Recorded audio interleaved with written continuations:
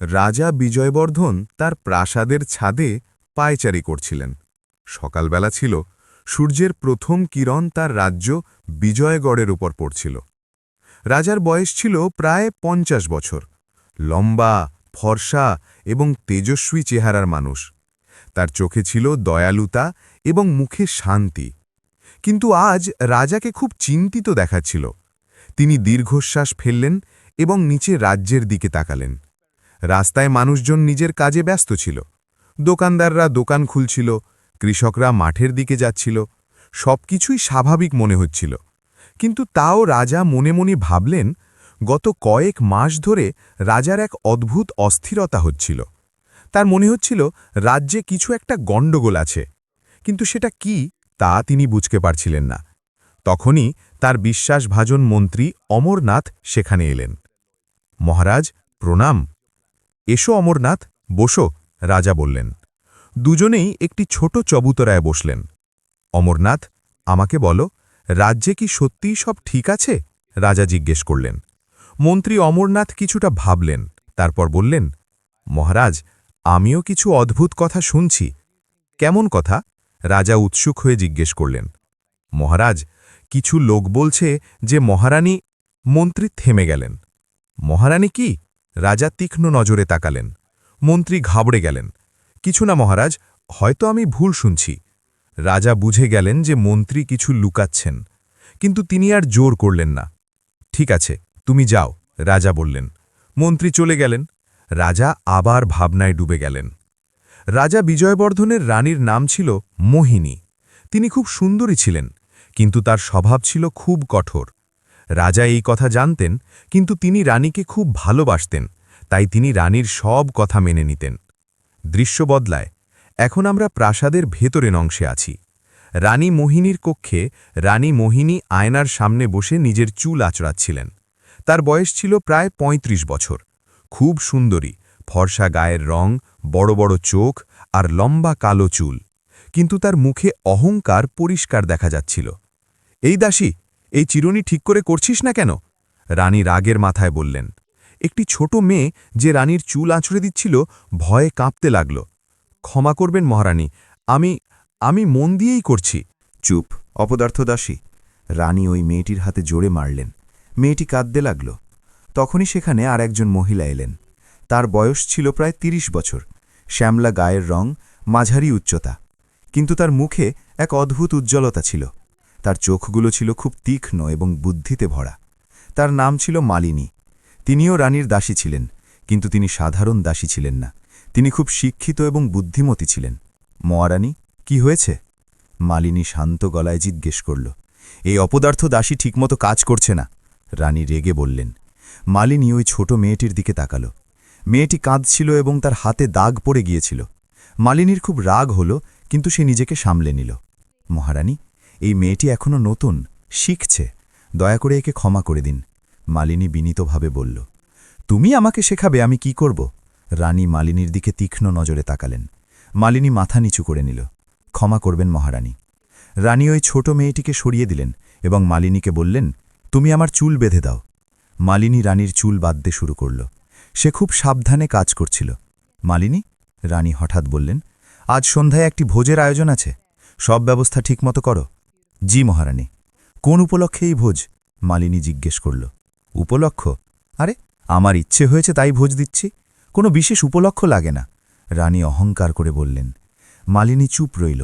সে জানত যে রানী প্রায়ই অকারণে ভোজের আয়োজন করেন, এবং সেই ভোজের খরচ রাজ্যের রাজকোষ থেকে মেটানো হয়।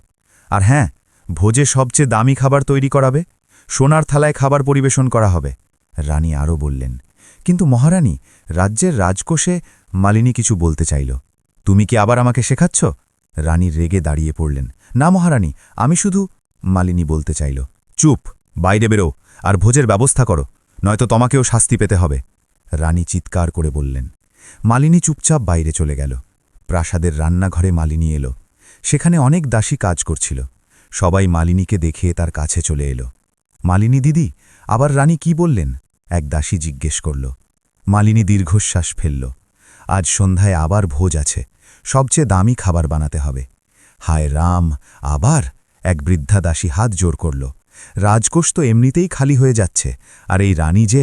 চুপ করো কাকি, কেউ শুনে ফেললে বিপদ হবে, মালিনী সতর্ক করে দিল। কিন্তু দিদি, কতদিন? রানী তো রোজ নতুন নতুন অত্যাচার করছেন। কালই তো তিনি ওই গরিব কৃষককে প্রাসাদ থেকে বের করে দিলেন, কারণ সে খাজনা দিতে পারেনি, এক তরুণী দাসী বলল। হ্যাঁ, আর পরশু তিনি বাজারে এক দোকানদারকে মার খাইয়েছেন, কারণ সে রানীকে সালাম করেনি। বেচারা বুড়ো ছিল, দেখতে পায়নি, অন্য এক দাসী বলল। মালিনী সব শুনছিল। তার খুব কষ্ট হচ্ছিল। সে জানত রানী ভুল করছেন, কিন্তু সে কি করতে পারে? সে তো কেবল একজন দাসী। ইস, মহারাজ যদি জানতে পারতেন রানী কি কি করছেন, এক দাসী বলল। মালিনীর মাথায় একটি বুদ্ধি এলো।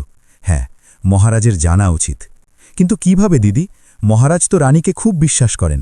আমরা যদি কিছু বলি তবে তিনি বিশ্বাসই করবেন না, উল্টে আমাদেরই শাস্তি হয়ে যাবে, এক দাসী উদ্বেগ প্রকাশ করল। মালিনী ভাবনায় পড়ল। হ্যাঁ, এ কথা ঠিক, রাজা তার রানীকে খুব ভালোবাসতেন। কেউ যদি রানীর বিরুদ্ধে কিছু বলে তবে রাজা তা সহজে মানবেন না। তবুও কিছু তো করতে হবে। মালিনী মনে মনে প্রতিজ্ঞা করল। সন্ধ্যায় ভোজের আয়োজন হল, প্রাসাদে আলোকসজ্জা করা হল, সঙ্গীত শিল্পীরা গান গাইতে লাগলেন, নর্তকীরা নাচতে লাগলেন। রানী সবচেয়ে দামি গয়না এবং সুন্দর শাড়ি পরলেন। রাজাও ভোজে উপস্থিত ছিলেন। তিনি রানীর পাশেই বসেছিলেন, কিন্তু তার মুখ বিষণ্ণ ছিল। কি হয়েছে মহারাজ, আপনি এত বিষণ্ণ কেন?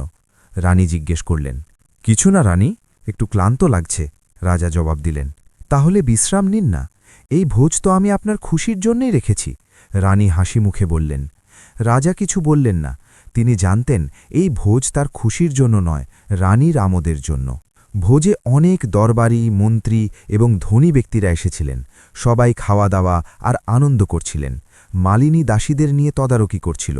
সে সব কিছুর উপর নজর রাখছিল। সে দেখল রাজা খুব চিন্তিত। তখনই রানী মালিনীকে ডাকলেন। মালিনী, এদিকে এসো। মালিনী দৌড়ে রানীর কাছে গেল। জি মহারানী। ওই দেখো, ওই দরবারি নিজের থালায় খুব কম খাবার নিচ্ছে। যাও আর ওকে বলো যেন ও আরও খায়, নয়তো লোকে বলবে আমাদের ভোজের খাবার ভালো ছিল না, রানী বললেন।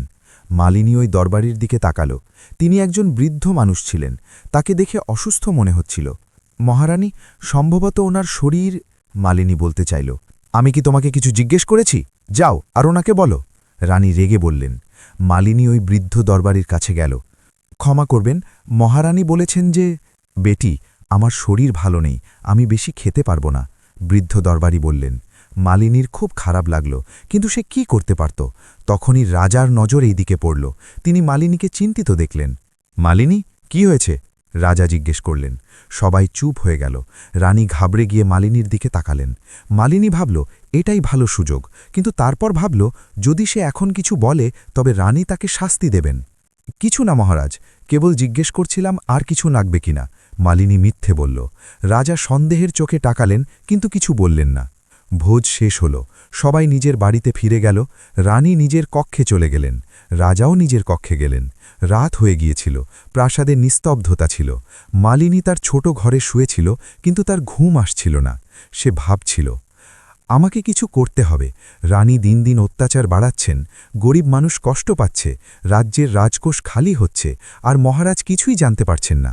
মালিনী মনে মনে ভাবল, কিন্তু আমি কি করব? আমি তো কেবল এক দাসী। যদি আমি সরাসরি মহারাজকে কিছু বলি তবে তিনি বিশ্বাস করবেন না, আর রানী যদি জানতে পারেন তবে তিনি আমাকে মেরে ফেলবেন। মালিনী খুব অস্থির ছিল। তারপর তার মাথায় একটি বুদ্ধি এলো।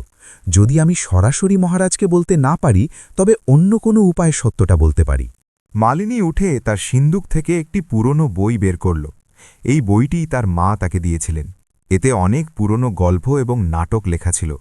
মালিনী ওইটি খুলল আর পড়তে শুরু করল। সে একটি পরিকল্পনা তৈরি করছিল। পরদিন সকালে মালিনী রান্নাঘরে গেল। সব দাসী সেখানে উপস্থিত ছিল। দিদি, জানো কালকের ভোজে কত টাকা খরচ হয়েছে? এক দাসী জিজ্ঞেস করল। কত? মালিনী জানতে চাইল। ৫,০০০ সোনার মোহর। ৫,০০০? আর সেটাও অকারণে? দাসী হাত জোড় করল। হায় রাম, এই টাকা দিয়ে তো পুরো একটি গ্রামের মানুষকে সারা বছর খাওয়ানো যেত, বৃদ্ধা দাসী বলল। আর শুনেছি রানী আবার এক গরিব পরিবারকে তাদের বাড়ি থেকে বের করে দিয়েছেন, এক দাসী জানাল। কেন? মালিনী জিজ্ঞেস করল। কারণ তাদের বাড়ি রানীর যাতায়াতের পথে পড়ত। রানী রোজ সেখান দিয়ে যেতেন, আর তার ওই বাড়িটি নোংরা মনে হতো, দাসী বলল। মালিনীর বুক ফেটে গেল। এটা তো খুব অন্যায়। হ্যাঁ দিদি, কিন্তু আমরা কি করতে পারি? এক দাসী হতাশায় বলল। মালিনী দীর্ঘশ্বাস ফেলল। আমরা অনেক কিছু করতে পারি, শুধু আমাদের সঠিক পদ্ধতিতে করতে হবে। কি মানে? সব দাসী একসাথে জিজ্ঞেস করল। মালিনী তার পরিকল্পনা জানাল। সব দাসী শুনে চমকে গেল। কিন্তু দিদি, এটা তো খুব বিপজ্জনক। যদি রানী জানতে পারেন? এক দাসী ভয় ভয় বলল। আমি জানি, কিন্তু আমরা যদি কিছু না করি তবে রানী এভাবেই অত্যাচার করতে থাকবেন, আর একদিন পুরো রাজ্য বরবাদ হয়ে যাবে, মালিনী দৃঢ়ভাবে বলল। সব দাসী একে অপরের দিকে তাকাল। তারপর একে একে সবাই রাজি হল। ঠিক আছে দিদি, আমরা তোমার সাথে আছি, সবাই বলল। মালিনী হাসল। ধন্যবাদ। এখন আমাদের খুব সাবধানে কাজ করতে হবে, কারোর যেন সন্দেহ না হয়। এইভাবে মালিনীকার পরিকল্পনার উপর কাজ করা শুরু করল। এমন এক পরিকল্পনা যা রানীর আসল রূপ সবার সামনে নিয়ে আসবে, এমন এক পরিকল্পনা যা রাজ্যকে বাঁচাবে। কিন্তু এই পরিকল্পনা কি ছিল, আর মালিনী কি সফল হবে, তা তো পরে জানা যাবে। মালিনী পরবর্তী কয়েকদিন খুব সাবধানে কাজ করল। সে রানীর প্রতিটি পদক্ষেপের ওপর নজর রাখছিল, প্রতিটি অত্যাচার দেখছিল, প্রতিটি ভুল মনে রাখছিল। একদিন রানী বাজারে গেলেন। মালিনীও তার সাথে ছিল। বাজারে একটি ছোট্ট দোকান ছিল, যেখানে একজন বৃদ্ধা ফুল বিক্রি করছিল। রানীর নজর তার ওপর পড়ল। এই বুড়ি, এই ফুলগুলোর দাম কত? রানী গম্ভীরভাবে জিজ্ঞেস করলেন। বৃদ্ধা ভয়ে ভয়ে বলল, মহারানী, 10 মোহর। কি? 10 মোহর? এগুলো তো খুব দামি, আমাকে বিনামূল্যে দাও, রানী বললেন। কিন্তু মহারানী, আমি খুব গরিব, যদি আমি বিনামূল্যে দিয়ে দিই তবে আমি খাবার কিনব কিভাবে? বৃদ্ধা মিনতি করল। তাতে আমার কি? আমি রানী, আমি যা বলবো তাই করো, রানী রাগের মাথায় বললেন। বৃদ্ধার চোখে জল চলে এলো। মালিনী এসব দেখছিল, তার খুব কষ্ট হচ্ছিল। মালিনী এগিয়ে এলো এবং নিচু গলায় বলল, মহারানী, আপনি যদি চান তবে আমি আমার টাকা দিয়ে এই ফুলগুলো কিনে আপনাকে দিয়ে দিতে পারি। রানী ঘুরে মালিনীকে দেখলেন। তোমার কাছে টাকা আছে? জি মহারানী, অল্প স্বল্প, মালিনী বলল। ঠিক আছে, কেন? রানী বললেন, এবং এগিয়ে গেলেন। মালিনী বৃদ্ধাকে 20টি মোহর দিল। এই নাও মা, 10 মোহর ফুলের জন্য আর 10 মোহর তোমার জন্য। বৃদ্ধার চোখে জল চলে এলো। বেটি, তুমি খুব ভালো, ভগবান তোমার মঙ্গল করুক। মালিনী হাসল এবং রানীর পিছু পিছু চলতে লাগল। সন্ধ্যায় মালিনী আবার সব দাসীদের সাথে দেখা করল। দিদি, পরিকল্পনা কেমন চলছে? এক দাসী জিজ্ঞেস করল। ভালোই চলছে, আমি রানীর সব অত্যাচারের তালিকা তৈরি করে নিয়েছি। এখন আমাদের নাটক প্রস্তুত করতে হবে, মালিনী বলল। কিন্তু দিদি, নাটক কিভাবে হবে, আর কে করবে? এক দাসী জিজ্ঞেস করল। আমরা সবাই মিলে করব। আমি একটি নাটক লিখেছি, এতে একজন রানী আছেন যিনি অত্যাচারী এবং একজন রাজা যিনি সবকিছুতে উদাসীন। নাটকে দেখানো হবে কিভাবে রানীর অত্যাচারের রহস্য ফাঁস হয়, মালিনী বুঝিয়ে বলল। বাহ দিদি, কিন্তু এই নাটক কোথায় হবে? বৃদ্ধা দাসী জিজ্ঞেস করল। প্রাসাদের দরবারে মহারাজের সামনে, মালিনী বলল। সব দাসী চমকে গেল। কি, মহারাজের সামনে? কিন্তু রানীও তো সেখানে থাকবেন। হ্যাঁ, আর এটাই তো আমি চাই। রানী যখন নিজে নিজের অত্যাচার নাটকে দেখবেন তখন তার নিজের ভুল উপলব্ধি হবে, আর মহারাজও সত্যটা জানতে পারবেন, মালিনী পরিকল্পনা জানাল। কিন্তু দিদি, যদি রানী রেগে যান? এক দাসী ভয়ে জিজ্ঞেস করল। তখন আমরা বলবো যে এটা তো কেবল একটা নাটক, কাল্পনিক কাহিনী। কিন্তু মহারাজ বুদ্ধিমান, তিনি বুঝে যাবেন যে এটা সত্যি, মালিনী বলল। সব দাসী ভাবল। তারপর একে একে সবাই রাজি হল। ঠিক আছে দিদি, আমরা তৈরি, সবাই বলল। পরের কয়েকদিন মালিনী এবং সব দাসীরা লুকিয়ে লুকিয়ে নাটকের মহড়া দিতে লাগল। রাতে যখন সবাই শুয়ে পড়ত তখন তারা প্রাসাদের পেছনের দিকে জড়ো হতো এবং মহড়া দিত। মালিনী নিজে রানীর চরিত্র নিল, অন্য দাসীরা গরিব মানুষ, দরবারি এবং রাজার চরিত্র নিল। না না, এইভাবে নয়, মালিনী এক দাসীকে বোঝাচ্ছিল। তোমাকে রানীর মতো অহংকারের সাথে কথা বলতে হবে, ঠিক যেমন তিনি বলেন। দাসীটি আবার চেষ্টা করল। এবার আগের চেয়ে ভালো হল, খুব ভালো, ঠিক এইভাবেই, মালিনী প্রশংসা করল। এক রাতে যখন তারা মহড়া দিচ্ছিল তখন হঠাৎ একটি আওয়াজ শোনা গেল। ওখানে কে? সব দাসী ভয় পেয়ে গেল। সেই আওয়াজটি ছিল মন্ত্রী অমরনাথের। তিনি রাতে হাঁটতে বেরিয়েছিলেন এবং আওয়াজ শুনে এদিকে চলে এসেছিলেন। মালিনী সাহস সঞ্চয় করল। মন্ত্রীমশাই, আমি মালিনী। মন্ত্রী কাছে এলেন। তিনি সব দাসীদের দেখলেন। তোমরা সবাই এখানে কি করছো রাতের এই সময়ে? মালিনী ভাবল কি জবাব দেবে। তারপর সে সত্যি বলার সিদ্ধান্ত নিল। মন্ত্রীমশাই, আমরা একটি নাটকের প্রস্তুতি নিচ্ছি, মালিনী বলল। নাটক কিসের জন্য? মন্ত্রী জিজ্ঞেস করলেন। মন্ত্রীমশাই, আমি কি আপনাকে কিছু জিজ্ঞেস করতে পারি? মালিনী সাহস করে বলল। জিজ্ঞেস করো, মন্ত্রী বললেন। আপনার কি মনে হয় রাজ্যে সবকিছু ঠিকঠাক চলছে? মালিনী জিজ্ঞেস করল। মন্ত্রী চুপ হয়ে গেলেন। তিনি মালিনীকে ভালো করে দেখলেন। তোমাকে খুব বুদ্ধিমান মনে হচ্ছে। মন্ত্রীমশাই, আমি জানি যে মহারানী। মালিনী বলা শুরু করল। থামো, মন্ত্রী তাকে মাঝপথে থামিয়ে দিলেন। আমিও জানি, কিন্তু মহারাজকে কিভাবে বলবো? তিনি রানীকে খুব বিশ্বাস করেন। সেজন্যই তো আমরা এই নাটকটি করছি। মন্ত্রীমশাই, এই নাটকে আমরা রানীর অত্যাচার দেখাব। মহারাজ যখন দেখবেন তিনি বুঝতে পারবেন। মালিনী তার পরিকল্পনা জানাল। মন্ত্রী ভাবলেন, এটা খুব বিপজ্জনক। যদি রানী জানতে পারেন? আমি জানি মন্ত্রীমশাই, কিন্তু আমাদের কিছু তো করতে হবে। আমাদের রাজ্য যখন ধ্বংস হচ্ছে তখন আমরা চুপ করে বসে থাকতে পারি না, মালিনী দৃঢ়ভাবে বলল। মন্ত্রী অমরনাথ মালিনীকে দেখলেন। তিনি মালিনীর সাহস আর বুদ্ধিমত্তায় গর্ব অনুভব করলেন। ঠিক আছে, আমি তোমাদের সাহায্য করব। আমি মহারাজকে বলবো যে দরবারে একটি নাটকের আয়োজন করা হোক। তোমরা তোমাদের প্রস্তুতি নাও, মন্ত্রী বললেন। মালিনী এবং সব দাসীদের খুশির সীমা রইল না। ধন্যবাদ মন্ত্রীমশাই, অনেক অনেক ধন্যবাদ। পরের দিন মন্ত্রী অমরনাথ রাজার সাথে দেখা করলেন। মহারাজ, আমি ভাবছিলাম দরবারে একটি নাটকের আয়োজন করা হোক, প্রজাদের বিনোদনের জন্য, মন্ত্রী বললেন। রাজা বিজয়বর্ধন ভাবলেন, নাটক? এটা তো ভালো ধারণা। অনেকদিন কোনো নাটক হয়নি। তাহলে কি আমি আয়োজন করব? মন্ত্রী জিজ্ঞেস করলেন। হ্যাঁ, করো, তবে রানীকেও একবার জিজ্ঞেস করে নাও, রাজা বললেন। মন্ত্রী রানীর সাথে দেখা করলেন। রানী নিজের কক্ষে বসেছিলেন। মহারানী, মহারাজ বলেছেন যে দরবারে একটি নাটকের আয়োজন করা হোক। আপনি কি রাজি? মন্ত্রী জিজ্ঞেস করলেন। রানী হাই তুললেন। নাটক?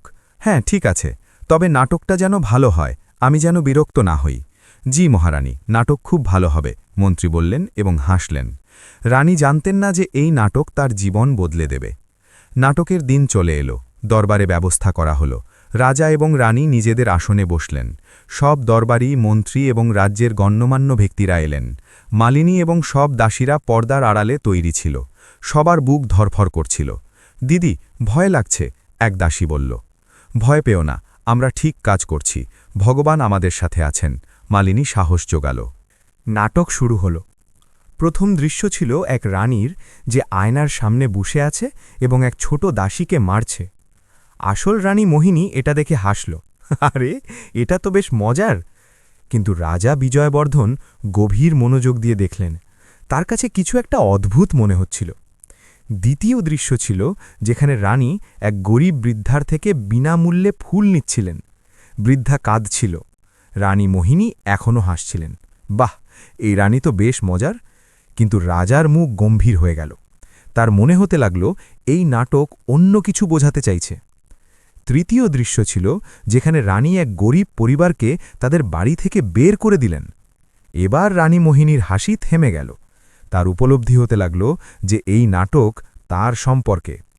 চতুর্থ দৃশ্য ছিল যেখানে রানী একটি অকারণে ভোজের আয়োজন করলেন এবং রাজকোষ থেকে ৫,০০০ সোনার মোহর খরচ করলেন। রানী মোহিনীর মুখ লাল হয়ে গেল। এই নাটক বন্ধ করো, তিনি চিৎকার করলেন। কিন্তু নাটক চলতে থাকল। এবার পঞ্চম দৃশ্য এলো যেখানে রানী এক বৃদ্ধ দরবারীকে জোর করে খাবার খাওয়ানোর চেষ্টা করলেন। রাজা বিজয়বর্ধনের মুখ পুরোপুরি গম্ভীর হয়ে গেল। তিনি বুঝে গেলেন যে এসবই সত্যি। থামো, রানী মোহিনী চিৎকার করলেন। এই নাটক মিথ্যে, এটা আমার বিরুদ্ধে ষড়যন্ত্র। কিন্তু রাজা হাত তুলে রানীকে থামিয়ে দিলেন। থামো রানী, নাটকটা শেষ হতে দাও। শেষ দৃশ্য ছিল যেখানে দেখানো হলো যে কিভাবে গরিব মানুষ রানীর অত্যাচারে অতিষ্ঠ, কিভাবে রাজ্যের রাজকোষ খালি হচ্ছে, কিভাবে মানুষ রাজার কাছে আর্জি জানাচ্ছে। নাটক শেষ হল। দরবারে নিস্তব্ধতা নেমে এলো।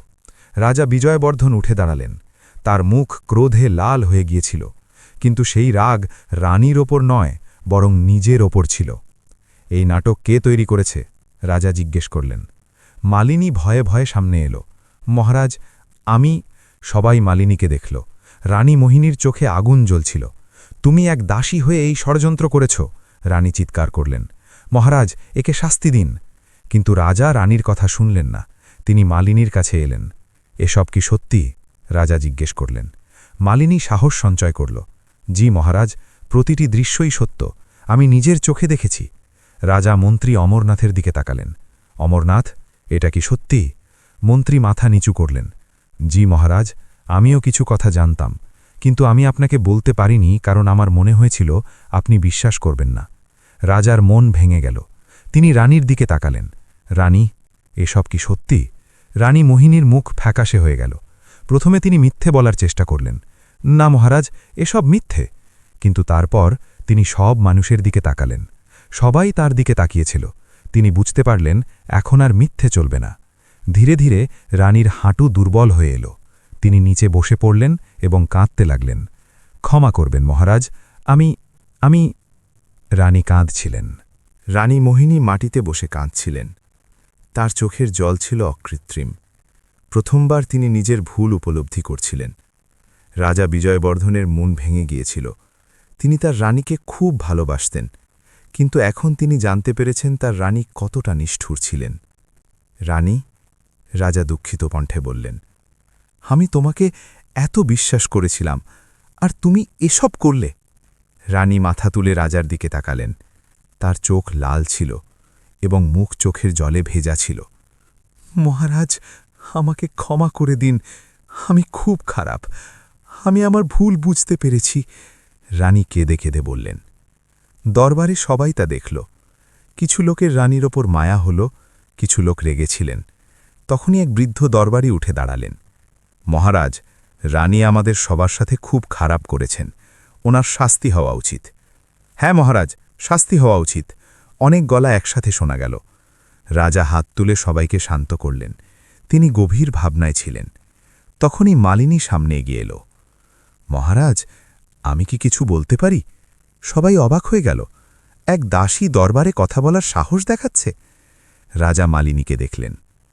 বলো মালিনী, তুমি আজ অনেক বড় কাজ করেছ, তোমার কথা বলার পূর্ণ অধিকার আছে। মালিনী মাথা নিচু করল। ধন্যবাদ মহারাজ, আমি এটা বলতে চাই যে মহারানী ভুল নিশ্চয়ই করেছেন, কিন্তু তিনি তার ভুল বুঝতেও পেরেছেন। আমার মনে হয় আমাদের ওনাকে একটি সুযোগ দেওয়া উচিত। সবাই অবাক হয়ে গেল। যে মালিনী রানীর বিরুদ্ধে এসব কিছু করল, সেই এখন রানীর পক্ষে কথা বলছে। রানী মোহিনীও মালিনীর দিকে তাকালেন। তার চোখে বিস্ময় ছিল। মালিনী, এক দরবারি বললেন, তুমি রানীর পক্ষে কেন কথা বলছ? উনি তো তোমার সাথেও খারাপ ব্যবহার করেছেন। মালিনী হাসল। জি হ্যাঁ, করেছেন, কিন্তু প্রতিশোধ নিয়ে কিছু হবে না। মহারানী যদি সত্যিই বদলাতে চান, তবে আমাদের ওনাকে সুযোগ দেওয়া উচিত। রাজা বিজয়বর্ধনের মালিনীর কথা খুব পছন্দ হল। তুমি খুব বুদ্ধিমান মালিনী, কিন্তু রানীকে তার ভুলের প্রায়শ্চিত্ত করতে হবে। জি মহারাজ, আমিও সেটাই চাই, মালিনী বলল। রাজা রানীর দিকে তাকালেন। রানী মোহিনী, তুমি কি সত্যি বদলাতে চাও? রানী তৎক্ষণাৎ মাথা নাড়লেন। জি মহারাজ, আমি শপথ করছি যে এখন থেকে আমি আর কখনো কারুর সাথে খারাপ ব্যবহার করব না। আমি আমার ভুল বুঝতে পেরেছি। ঠিক আছে, রাজা বললেন, আমি তোমাকে একটি সুযোগ দিচ্ছি, কিন্তু তোমাকে তোমার অত্যাচারের ক্ষতিপূরণ দিতে হবে। আমি যে কোনো কিছু করব মহারাজ, যে কোনো কিছু, রানী বললেন। রাজা ভাবলেন, তারপর বললেন, প্রথম কাজ, যে গরিব পরিবারকে তুমি তাদের বাড়ি থেকে বের করে দিয়েছিলে, তাদের নতুন বাড়ি বানিয়ে দেবে, আর সেই বাড়িটি পুরনো বাড়ির চেয়েও ভালো হতে হবে। জি মহারাজ, রানী মাথা নিচু করলেন। দ্বিতীয় কাজ, যাদের যাদের তুমি অন্যায়ভাবে শাস্তি দিয়েছিলে তাদের কাছে ক্ষমা চাইবে এবং তাদের ক্ষতিপূরণ দেবে। জি মহারাজ। তৃতীয় কাজ, এখন থেকে তুমি প্রতি মাসে গরিবদের জন্য ভোজের আয়োজন করবে এবং নিজের হাতে তাদের খাবার পরিবেশন করবে। রানী রাজার দিকে তাকালেন। এটি খুব কঠিন কাজ ছিল, কিন্তু তার মনে ভুলের গ্লানি ছিল, তাই তিনি রাজি হলেন। আর চতুর্থ কাজ, রাজা এগিয়ে গিয়ে বললেন, তুমি রোজ সকালে মালিনীর কাছ থেকে শিখবে যে একজন ভালো রানী কেমন হন। এই শুনে সবাই চমকে গেল। রানী এক দাসীর কাছে শিখবেন? রানী মোহিনী মালিনীর দিকে তাকালেন। মালিনীও অবাক হয়েছিল। মহারাজ, কিন্তু আমি তো কেবল একজন দাসী, মালিনী বলল। না মালিনী, রাজা হাসলেন, তুমি কেবল দাসী ন, তুমি খুব বুদ্ধিমান এবং সাহসী। তুমি তা করে দেখালে যা কেউ করতে পারেনি। তুমি সত্যের জন্য নিজের জীবন বিপন্ন করেছ। তোমার মতো মহিলার সম্মান পাওয়া উচিত। রাজা মন্ত্রী অমরনাথকে বললেন, মন্ত্রীমশাই, আজ থেকে মালিনী রানীর উপদেষ্টা হবে। প্রাসাদে সে সম্মানজনক স্থান পাবে। পুরো দরবারে করতালিতে ফেটে পড়ল। মালিনীর চোখে খুশির জল চলে এলো। রানী মোহিনী উঠে মালিনীর কাছে এলেন। তিনি মালিনীর পা ছুলেন। মালিনী, আমাকে ক্ষমা করে দাও। আমি তোমার সাথে খুব খারাপ করেছি। রানী কাঁদছিলেন। মালিনী রানীকে তুলে ধরল। মহারানী, উঠুন, এখন সামনের দিকে দেখুন, পেছনের দিকে নয়। আমরা দুজনে মিলে এই রাজ্যকে আরও ভালো করে তুলব। রানী মালিনীকে জড়িয়ে ধরলেন। দুজনেই কাঁদছিল, কিন্তু এই জল ছিল সুখের। পরের দিন থেকে রানী মোহিনী বদলাতে শুরু করলেন। সবচেয়ে আগে তিনি সেই গরিব পরিবারের কাছে গেলেন যাদের তিনি বাড়ি থেকে বের করে দিয়েছিলেন। আমাকে ক্ষমা করুন, আমি আপনাদের সাথে খুব খারাপ করেছি, রানী বিনীতভাবে বললেন। গরিব পরিবারের লোকজন অবাক হয়ে গিয়েছিল।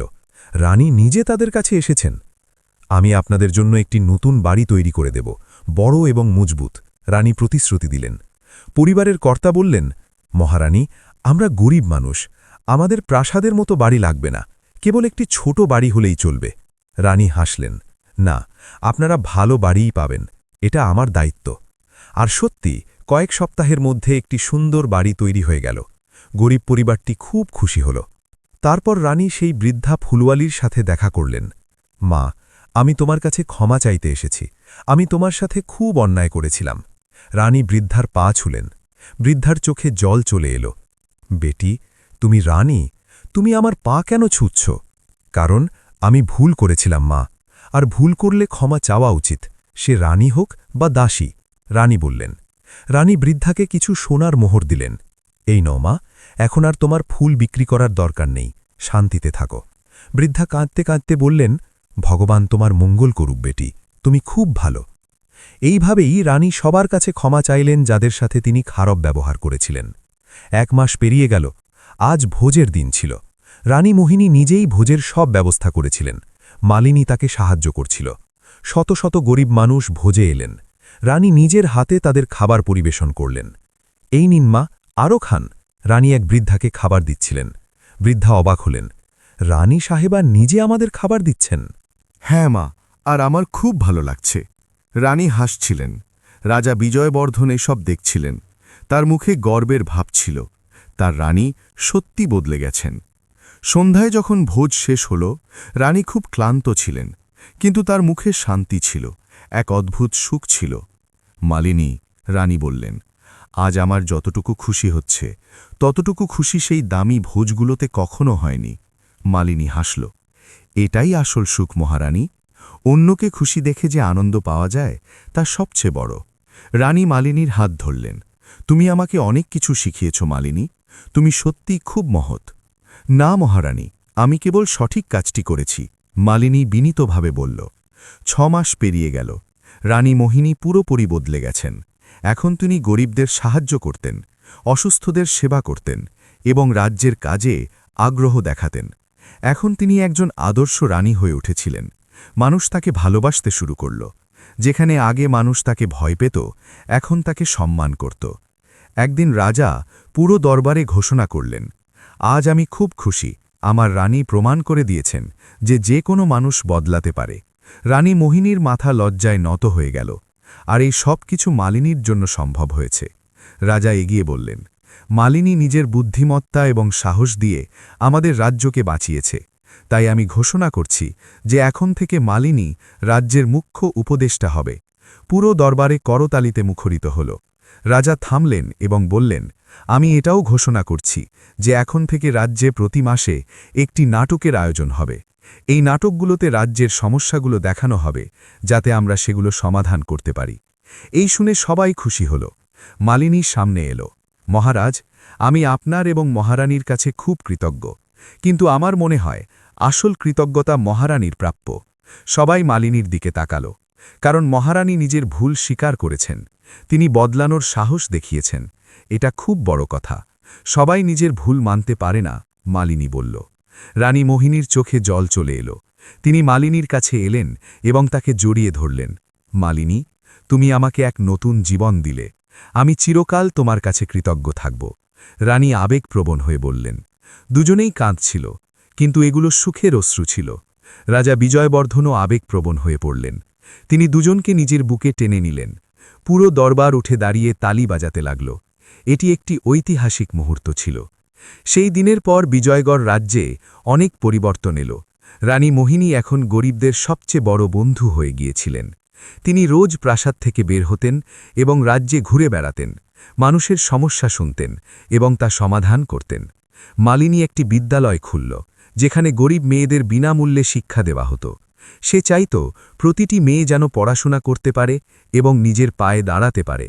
রাজ্যে সুখ শান্তি ফিরে এলো। এখন মানুষ খুশি ছিল। রাজ্যের রাজকোষও ভরতে লাগল, কারণ এখন আর অকারণে দামি ভোজের আয়োজনে টাকা খরচ হতো না।